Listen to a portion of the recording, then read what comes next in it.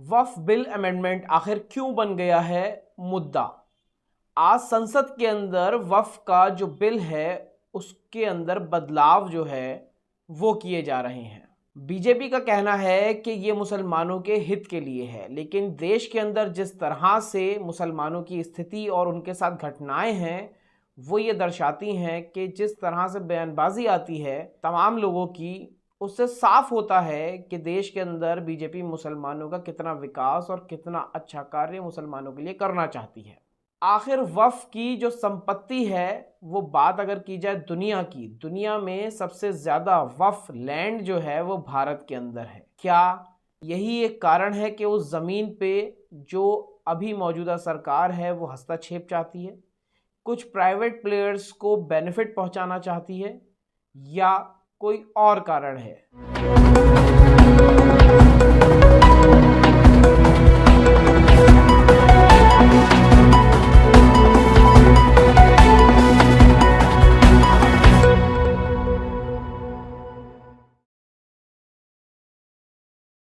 नमस्कार, मैं मोन्टू राजा, anti corruption India से स्वागत है आपका। जिस तरह से वक्फ के ऊपर राजनीति चल रही है, जो विपक्ष है वो भी आरोप प्रत्यारोप लगा रहा है। घंटों की चर्चा संसद के अंदर चल रही है। तमाम जो भारतीय जनता पार्टी है उसका यही दावा है, किरण रिजिजू जिनके हाथ में माइनॉरिटी है, उनका कहना है कि हम मुसलमानों के उत्थान की बात कर रहे हैं, विकास कार्य होंगे मुस्लिम समुदाय के जो लोग हैं।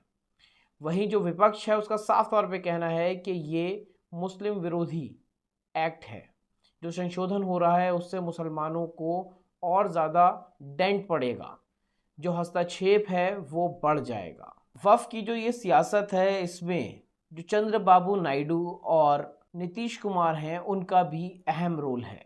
चिराग पासवान भी कुछ प्रतिक्रिया दे सकते हैं, लेकिन साफ तौर पे इन तीनों लोगों ने मुसलमानों के खिलाफ एक तरह से अपना जो सपोर्ट है वो भारतीय जनता पार्टी को दिया है, जिससे मुस्लिम समुदाय के लोग बहुत आहत हैं।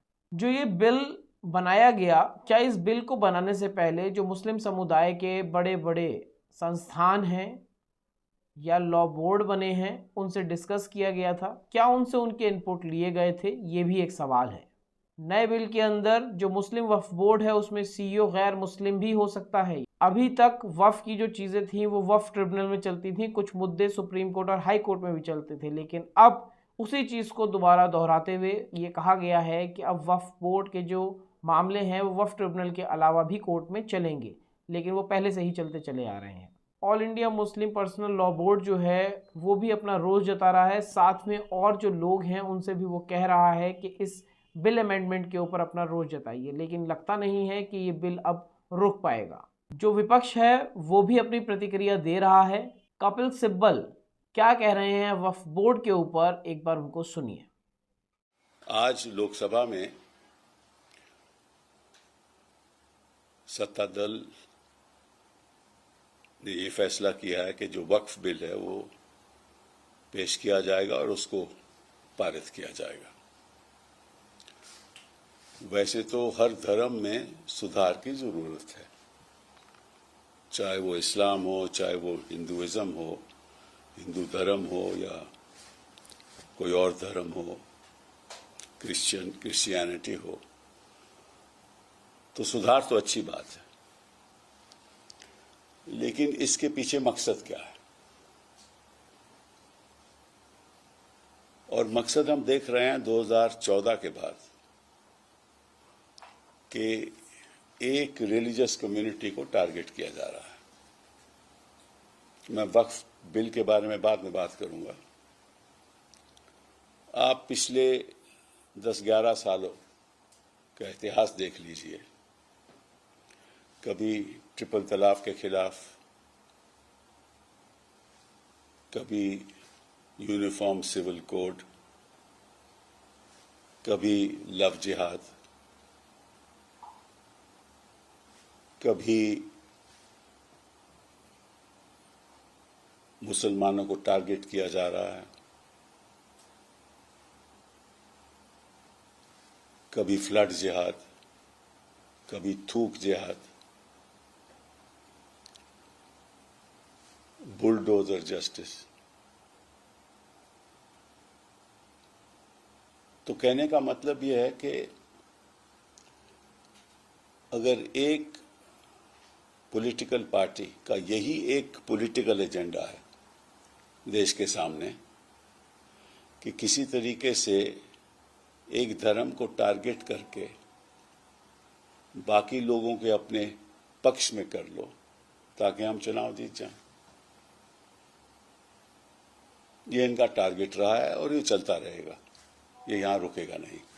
जिस तरह से आपने कपिल सिब्बल को सुना, अब वहीं अबू असीम आजमी ने क्या कहा है, एक बार वो भी देख लीजिए। सर, आज जो है वक्फ बिल अमेंडमेंट जो है टेबल होने वाला है लोकसभा में, कैसे देखते हैं आज के दिन को? नहीं, मैं समझता हूँ आज का दिन बहुत ही ब्लैक डे होगा, मनुष्यत होगी आज के दिन में अगर आज वो बिल पास हो गया, क्योंकि ये बिल जो है ना ज़बरदस्ती मुसलमानों की प्रॉपर्टी को हड़पने के लिए किया जा रहा है। ये कोई सरकार ने ज़मीन नहीं दिया हुआ है, ये लोगों ने अपनी ज़मीनें अपने पुण्य कमाने के लिए दिया है, कोई मस्जिद के लिए, दरगाहों के लिए, यतीम खानों के लिए, और ये ज़मीनें ये लोग जो है उसको हड़पना चाहते हैं। मैं समझता हूँ कि ये बिल पास नहीं होना चाहिए। मैं तमाम 543 MP से रिक्वेस्ट करूँगा कि देखिए ये मुसलमानों के साथ बहुत बड़ी ज़्यादती है, ये बिल पास नहीं होना चाहिए। सरकार का लगातार यही कहना है कि ये बिल जो है मुसलमानों की भलाई के लिए है। उन्होंने कहा कि जब ट्रिपल तलाक आया तब भी उसे अपोज किया गया, जबकि मुस्लिम महिलाओं की भलाई के लिए था। सेम वक्फ बिल भी मुसलमानों की ट्रिपल तलाक भी महिलाओं की भलाई के लिए नहीं बल्कि कुछ लोगों को और जेल भेजने के लिए बना हुआ है। इस सरकार ने जितना भी मुसलमानों के लिए बिल लाया या जो भी काम कर रही है वो मुसलमानों के खिलाफ ही काम कर रही है। वो मुसलमानों के पर्सनल लॉ में इंटरफेयर करना चाहती है जो हमारी शरीयत का है। वो गाय और बैल के नाम पर मुसलमानों को मार रही है। बल्कि इसी देश के अंदर नरेंद्र मोदी जी प्राइम मिनिस्टर है पूरे देश के, कि गोवा में क्यों गाय काटी जा रही है, बैल क्यों काटा जा रहा है, क्यों नॉर्थ ईस्ट में गाय काटा जा रहा है, ये नाइंसाफी है। यहाँ हर मस्जिद के नीचे इनको मंदिर नजर आ रहा है। ये मुसलमानों के लिए कौन सा अच्छा काम कर रहे हैं। ये जो है सड़क के ऊपर कावड़िए जो है जा सकते हैं, पूरी सड़क घिरी जा सकती है, उस पर फूल बरसाया जा सकता है, लेकिन मुसलमान अपनी मस्जिद जब भर जाए तो बाहर नमाज नहीं पढ़ सकता। मंदिर भी जब भर जाती है, पूजा होती है तो लोग बाहर जाते हैं, लेकिन वहां कोई रोक नहीं है, मस्जिद पर रोक है। ये सरकार मुसलमानों के फेवर में कोई काम नहीं कर रही है, ये चाहती है कि मुसलमानों को तबाह बर्बाद कर दिया जाए। योगी आदित्यनाथ यूपी CM ने सवाल उठाया कि वक्फ ने आखिर किसका भला किया है, मुसलमानों का भी भला नहीं किया, ये सिर्फ सरकार की जमीन हड़पने के लिए। सरकार की जमीन 1 इंच हमको नहीं चाहिए। हमारी जमीन ये हमारे पुरखों ने दिया, वो जमीन हमारी है। हड़प तो ये लोग रहे हैं जिन्होंने पूरी हर दुनिया में हर मुल्क का अपनी एयरलाइन, हमारे मुल्क की एयरलाइन कहाँ है, बेच दी, एयर इंडिया बिक गया, हर चीज बेची जा रही है। तो ये बची हुई जमीन हमारी वो भी हड़पना चाहते हैं। हमें किसी इनकी भलाई की जरूरत नहीं, हमें हमारी जमीन जिस तरह वही चाहिए, उसमें कोई कुछ प्रॉब्लम होगी तो हम उसको सुधार लेंगे। सर, RSS के महासचिव दत्तात्रेय होसाबड़े ने मस्जिदों के नीचे बने मंदिरों को उखाड़ने की आलोचना करते हुए इतिहास को पलटने पर सवाल उठाया। उन्होंने कहा इससे सिर्फ समाज में अधिक दुश्मनी और घृणा पैदा होगी। क्या हमें समाज के रूप में आगे बढ़ना चाहिए, अतीत में ही फंसा है? मैं बधाई देता हूँ उनको, ऐसी बातें बिल्कुल सही बात है। 1947 का एक लॉ है, 91 का लॉ है कि जो भी हमारी पूजा स्थल है तो वो जिस स्थिति में था आजादी के वक्त वैसे रहना चाहिए, परंतु ये लोग रोजाना एक नई चीज ला करके मुसलमानों को परेशान करना चाहते हैं। सर, अगर आज लोकसभा में ये बिल पास हो जाता है तो आगे का कार्यवाही क्या अफसोस होगा। देखिए ऐसा है कि हमारा जो संगठन है मुस्लिम personal law board, Jamaat Islami, Jamiat Ulama और बहुत सारे संगठन देश में हैं जो माइनॉरिटीज के लिए काम करते हैं। ये लोग सर जोड़ के बैठेंगे, जो कहेंगे वो हम लोग उसको फॉलो करेंगे। प्रोटेस्ट करेंगे, वो कहेंगे तो प्रोटेस्ट भी करेंगे, वो कहेंगे जान भी दे देंगे। जब बात हो रही है मुसलमानों की तो ओवैसी जी क्यों छूटेंगे। ओवैसी जी ने क्या कहा है, किस तरह से उन्होंने नीतीश और चंद्रबाबू नायडू को मुसलमानों के प्रति गद्दार करार दिया है, सुनिए। और चंद्रबाबू नायडू, नीतीश कुमार, चिराग पासवान और जयंत चौधरी, याद रखो, हम कभी भी तुम्हारी इस चीज को माफ नहीं करेंगे।